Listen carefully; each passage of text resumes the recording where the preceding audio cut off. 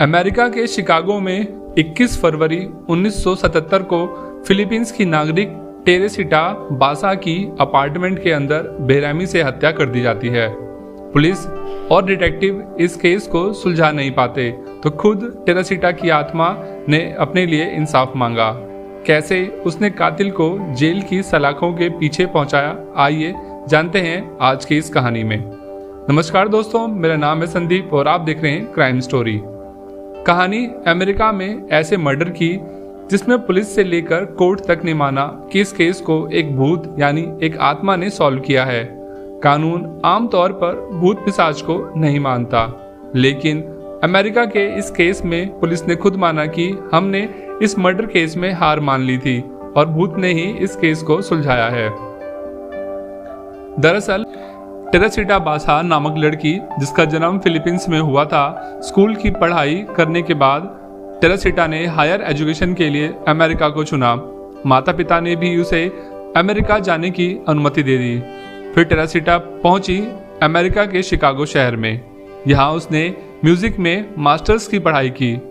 Degree लेने के बाद टेरेसिटा ने सोचा कि सिर्फ म्यूजिक की डिग्री उसके लिए काफ़ी नहीं है।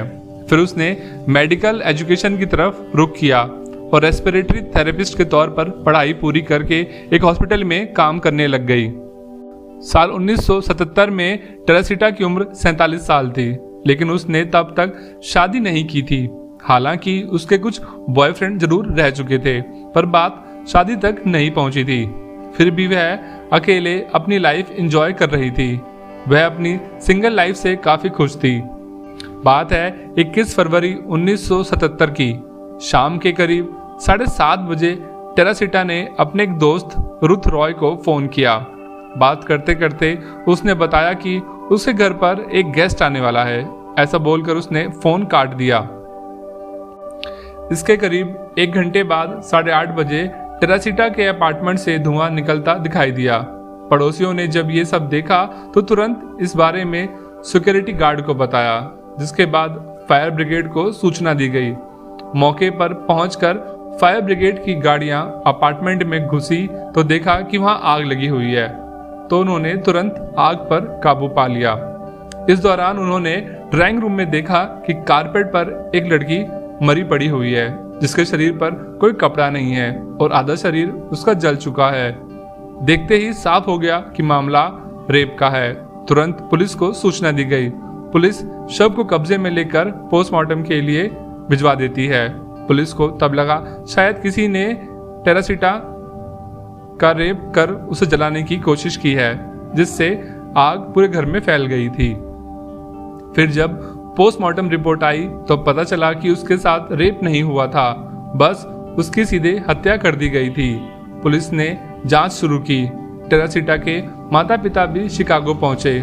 उनसे भी पूछताछ की गई और टेरेसिटा के दोस्तों के बारे में भी पूछा गया। इसी बीच जब पुलिस ने घर की तलाशी ली तो उन्हें टेरेसिटा के कमरे से एक लेटर मिला।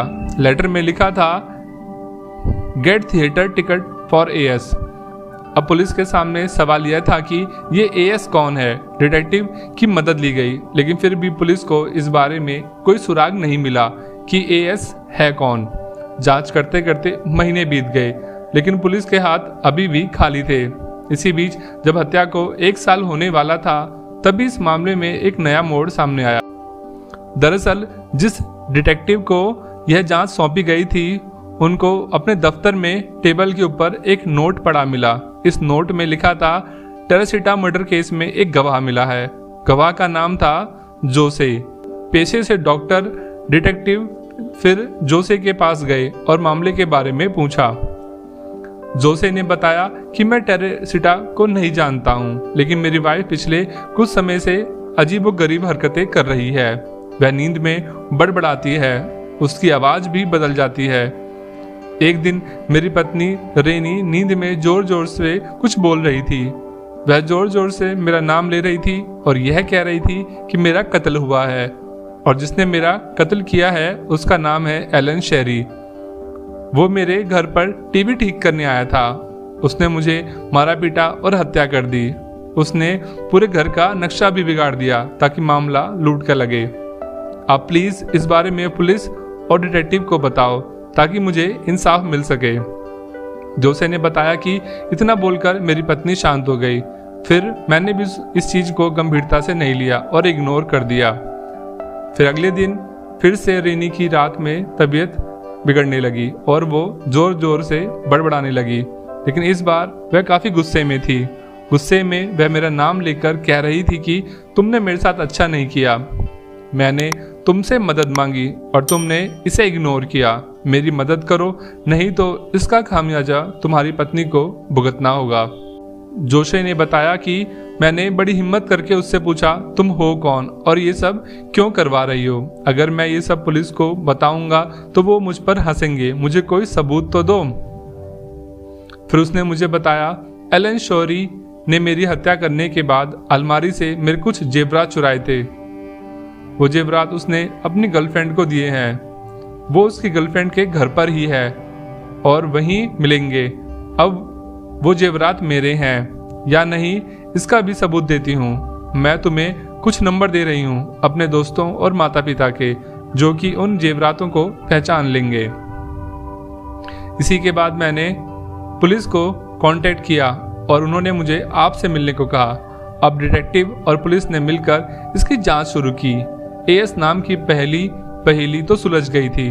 अब दूसरी पहेली सुलझाने के लिए पुलिस ने जांच करवाई कि क्या सच में उस दिन कोई टेरेसिटा के घर टीवी ठीक करने आया था। तो पता चला कि सच में ही टेरेसिटा का टीवी खराब था। इस तरह दोनों पहेलियां सुलझ गईं और पुलिस ने कातिल की तलाश शुरू की और वह जल्द ही मिल गया। पता चला कि एलन उसी हॉस्पिटल में काम करता है जिसमें टेरेसिटा काम करती थी। पुलिस ने एलन से पूछताछ शुरू की और उसकी गर्लफ्रेंड का पता पूछा। गर्लफ्रेंड से पूछा गया कि क्या एलन ने तुम्हें कोई गिफ्ट दिया है। गर्लफ्रेंड ने हाँ कहकर गिफ्ट दिखाया। पुलिस ने जेवरात की पहचान करने के लिए टेरेसिटा के माता पिता और दोस्तों को बुलाया। सभी ने उसके जेवरात पहचान लिए। अब पुलिस को भी यकीन हो गया था कि एलन ही टेरेसिटा का कातिल है। तुरंत उसे गिरफ्तार करके पूछताछ शुरू की गई। एलन भी ये जानकर हैरान था कि वह इस तरह कैसे पकड़ा गया, लेकिन जब उसे कोर्ट में एलन को पेश किया गया तो उसके वकील ने दलील दी कि ये आत्मा की गवाही कैसे मानी जा सकती है। एलन ने बस वहां चोरी की है लेकिन कत्ल नहीं। अब इसे लेकर पुलिस के पास भी कोई सबूत नहीं था, इसलिए पुलिस को मजबूरन एलन को छोड़ना पड़ा। अब इस दौरान जब एलन को छोड़ा गया तो डॉक्टर जोसे की पत्नी रेनी के शरीर पर टेरेसिटा की आत्मा ने पूरी तरह कब्जा कर लिया। उसने बताया कि कैसे एलन ने उसे मारा था। डॉक्टर ने उसे कहा, मैंने अपनी तरफ से पूरी मदद करने की कोशिश की, लेकिन मैं भी अब मजबूर हूँ। इस पर टेरेसिटा की आत्मा और नाराज हो गई और उसने उन सभी लोगों को तंग करना शुरू कर दिया जो भी इस केस से जुड़ा था। बस सभी से वह इंसाफ मांगती रही। ये सब होने पर पुलिस ने फिर से एलन को गिरफ्तार किया और मुकदमे की कार्रवाई शुरू की गई। अब केस में सबूत कोई था नहीं, लेकिन फिर भी ट्रायल शुरू हुआ। पूरे देश की नज़र इस केस पर थी, लेकिन इस बार भी एलन को कोर्ट से बरी कर दिया गया। कोर्ट ने कहा कि आत्मा की गवाही नहीं मानी जाएगी, लेकिन जैसे ही उसे जेल से रिहा किया जाने लगा तो उसके अंदर ऐसा कुछ हुआ कि उसने डिटेक्टिव को अपने पास बुलाया और सबके सामने कबूल कर लिया कि उसी ने टेरेसिटा का कत्ल किया है। ये सब सुनकर पुलिस, डिटेक्टिव समेत वहां मौजूद सभी लोग हैरान रह गए। एलन ने बताया कि वह और टेरेसिटा दोस्त थे, दोनों साथ में हॉस्पिटल में काम करते थे। जब भी टेरेसिटा के घर कुछ भी इलेक्ट्रॉनिक सामान खराब होता तो वह मुझे बुला लेती, फिर हम कॉफ़ी पीकर बातें करते। उस दिन भी जब टेरेसिटा का टीवी खराब हुआ तो उसने मुझे बुलाया। जब मैंने टीवी बनाया तभी मेरी नीयत खराब हो गई और मैंने उसके जेवरात चुराने के बारे में सोचा, लेकिन जैसे ही मैंने जेवर चुराए तो उसने मुझे देख लिया। मैंने सोचा कि अब मेरी बदनामी होगी, इसलिए मैंने उसे मार डाला। केस रेप का लगे इसलिए मैंने उसके सारे कपड़े भी उतार दिए, फिर कारपेट में आग लगा दी ताकि सारे सबूत नष्ट हो जाएं। एलन के गुनाह कबूल करते ही कोर्ट में फिर से ट्रायल शुरू हो जाता है और कोर्ट उसे 20 साल की कैद की सजा सुनाता है। कहा जाता है कि एलन ने जो गुनाह कबूल किया उसके पीछे भी टेरेसिटा की आत्मा ही थी। दरअसल जब एलन जेल में था तो टेरेसिटा की आत्मा उसे तंग करती थी, कहती थी कि तुम अपना गुनाह कबूल कर लो, नहीं तो तुम्हारे साथ बहुत बुरा होगा। इसी डर से आरोपी एलन ने अपना गुनाह कबूल कर लिया था। तो दोस्तों, ये थी आज की कहानी।